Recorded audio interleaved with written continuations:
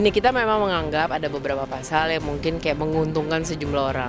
Kayak tadi yang kumpul-kumpul diinin, tapi koruptor bisa nyalon lagi tuh kan gimana sih gitu. Gue akan tetap edukasi sih. Edukasi itu udah kunci paling bener sih. Edukasi itu kunci paling bener. Karena capek lo teriak sendiri tuh. Capek orang-orangnya itu lagi. Masa semua isu ke kita sih. Lo kalau buka DM apa-apa medsos gue tuh capek lo ngeliatnya. Tiap pagi dari anjingnya hilang sampai tanahnya dirampas, teriak, Kamel tolong dong suarain. Kota gue gak ada kerjaan. Nah pada saat kita mengajarkan edukasi itu, otomatis mereka ngerti. Ya gue harus sabar jawab, tapi gue jawabnya, lo tau gak ada pasal ini, kamu browse deh. Kamu bisa tahu lapor ke polisi, kalau ini. Lo merasa dirugikan gak? Yang dirugikan tuh ini loh. Biar minimalnya ngajarin ke satu temannya lagi lah. Dan kalau semua udah ngerti, geraknya udah enak. Memang banyak, ada beberapa undang-undang kita kan emang peninggalan lama ya.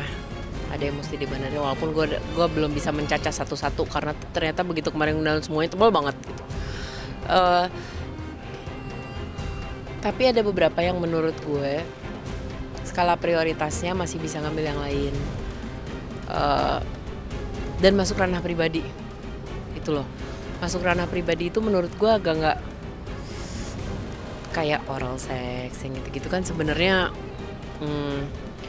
Terlalu pribadi ya. Sementara ada banyak RUU yang masih nyangkut. Kayak contohnya gue bersama teman-teman tuh perlindungan pekerja domestik, pekerja rumah tangga.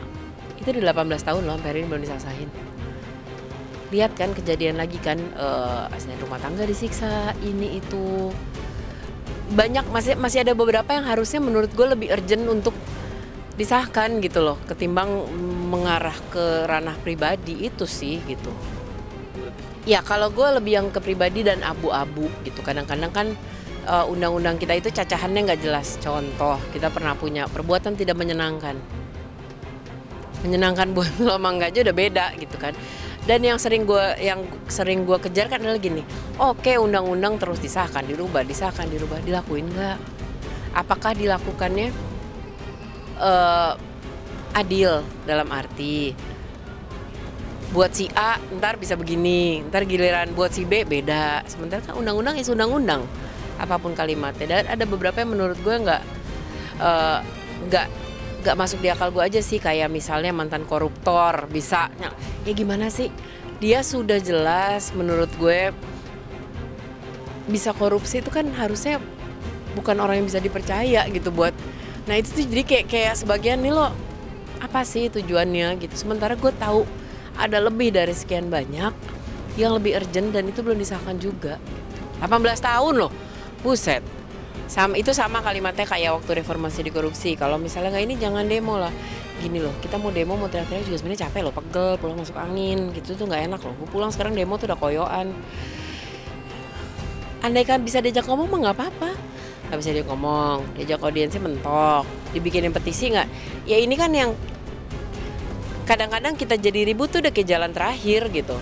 Kita juga nggak pengen kali ribut. Kedua, karena udah sering begitu, pada saat bilang laporin aja kita yang pilih gitu. Gitu jadinya gitu ya. Apalagi kan yang membuat itu namanya wakil rakyat. Suara kita. Jadi kan agak aneh ya kalau suara kitanya ternyata beda gitu. Gue seorang aktivis yang sering kritik. Tapi gue juga punya teman yang kritik juga tapi ketangkep. Gue setuju bahwa dia adalah kepala negara. Gue juga tidak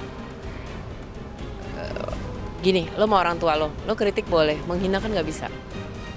Iya dong. Gue selama ini mungkin ada di orang suka nanya, kok lo nggak ketangkep? Ya karena gue juga tidak pernah memaki. Gue tidak pernah, ya kan gue selalu based on data dan kata-kata gue tidak kasar. Nah, andaikan itu dicacah satu persatu emang bisa jadi panjang banget sih. Apa yang masuk? Ya kembali ke perbuatan tidak menyenangkan tadi itu gitu. Harus jelas dibikin ranahnya. Kata apa yang masuk ini, mana yang masuk dengan menghina, mana yang masuk dengan. Kalau cuma luas, ya kritik aja bisa kena dong.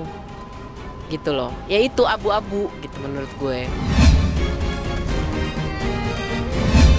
KUHP kita itu diwarisi dari KUHP Belanda. Dan di Belanda sendiri sudah dirubah, sudah diamandemen ratusan kali. Sedangkan KUHP kita itu dicuplik dari Belanda tahun berapa? Tahun 1918. Artinya sudah hampir 100 tahun, 104 tahun. Tidak ada perubahan yang mendasar. Dan kita tidak memiliki sebuah payung hukum sendiri. Kita semuanya dari warisan kolonial Belanda.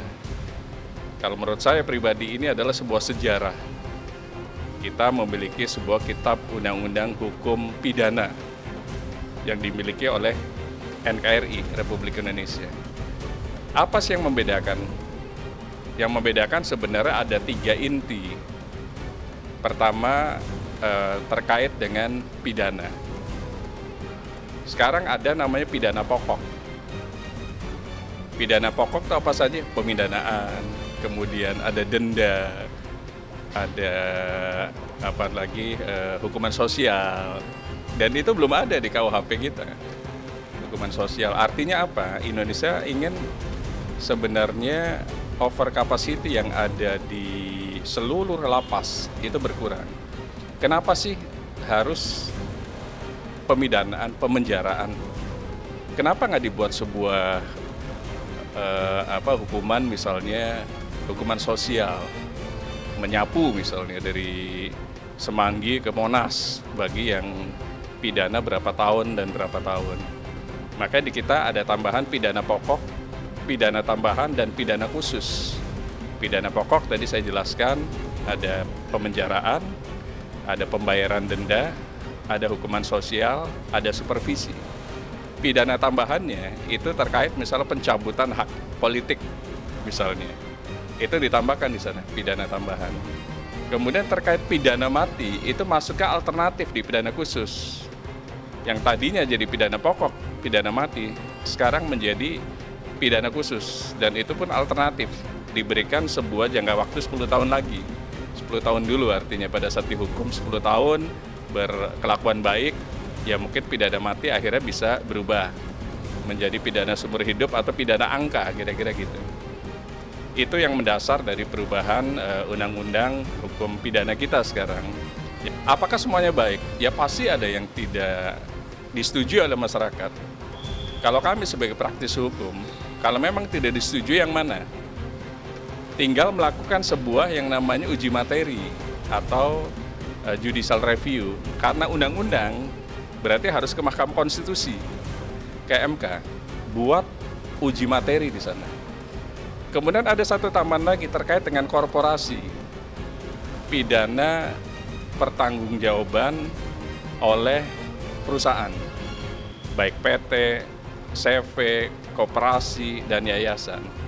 Di sana ada, kalau kemarin itu masih obscure libel, artinya masih samar, sumir, masih samar-samar. Nah, di sini ditambahkan bahwa korporasi atau perusahaan juga bisa kena. Apakah korporasi tersebut dibubarkan atau pemiliknya nanti. Jadi ada pertanggungjawaban pidana dari korporasi tersebut. Itu adalah kemajuan dari undang-undang hukum pidana kita sekarang. Yang tadinya RUU sekarang sudah letterlock menjadi sebuah payung hukum kita, dan itu kita sebut undang-undang.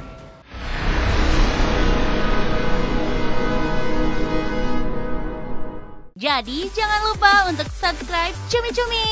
Ditekan ya tombol lonceng merahnya.